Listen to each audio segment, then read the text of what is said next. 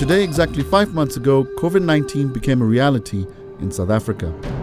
Since then, we've experienced its devastating impact on our society. Kim Ludbrook, a professional photojournalist, shares his first-hand experience of documenting this virus. I work for an international news agency, and as a staff photographer, I've been covering this pandemic from the beginning, which is about 5 months now. And recently I realized that as media, we're not allowed in hospitals to cover the pandemic, and I realized that I think the general public are not seeing the severity of the pandemic. So I decided to look at the life of an undertaker, and one thing led to another, and I ended up documenting AVBOB undertakers for a week. It's one of the country's biggest undertakers, and what was really interesting when I started to delve into that story was that AVBOB was actually formed during and as a result of the last pandemic, which was the Spanish flu 99 years ago. AVBOB started in Bloemfontein. So I spent a week with the Germiston branch of AVBOB, and yeah, even for me as a seasoned photojournalist, it was a really big eye-opener to the severity of the pandemic.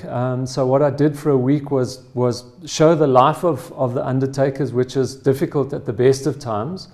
And AVBOB is basically correctly treating every death as a corona death in terms of the way that the undertaking staff deal with the remains and the burial. And then in that week I covered 2 funerals which were COVID funerals. I obviously asked and negotiated and got the permission from both families to photograph those funerals. So, that was really an important part of my job, I think, as a documentary photographer, to show the public the severity of the virus. Now, when you're in that environment, what goes through your mind? Do you ever find yourself being intrusive? Do those around you who are mourning find you to be intrusive? Yeah, good question, Leroy, and it's always, it's a question that's asked of photojournalists and documentary photographers, and it's an important one. I think the way I like to work helps me a lot and the people that I'm photographing. So in this case, you are very nervous at times about picking up a camera, especially at such a difficult moment.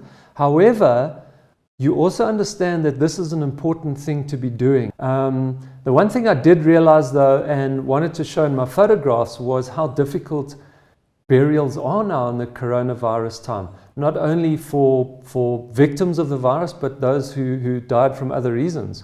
I found it a very impersonal way to say goodbye to relatives. Having engaged with so many funerals, so many burials, surely, that's got to take a toll on you. I saw my own mortality. There is nothing better than hanging out with an undertaker for a week to realize that all of us pass at some stage. All of us will be buried. So that was really an in my face example of, hey Kim, someday you're going to die, and therefore, just like I think the pandemic's done for me, it's made me look at my own mortality and made me ask the questions of, hang on, what am I actually doing with my life? How can I help others, which is what I want to do? Am I adding to the greater consciousness of the world? Am I doing something for others? Or am I just sitting back waiting for our leaders, our government, or whoever it is to fix things? Have there been any silver linings that you've seen during your journey? Oh, wow. Sure, Leroy, many. Over 25 years, I've documented every conceivable part of the human condition. So I've covered civil wars, I've covered the tsunami, I've covered, election violence, I've covered droughts. And so what I find when I'm documenting those moments is that the human spirit is incredibly powerful. And I see that in this pandemic, and I see that all the time. And I therefore encourage people to go out there and help in your own small way. And it's also most importantly about, it's not about helping out at a homeless shelter and then posting it on Instagram. It's about your own soul knowing that you've helped others. Sometimes you don't have to carry your medals on your jacket, you can carry them on your soul. I'm Jenna Dover, and you're watching Joburg Today.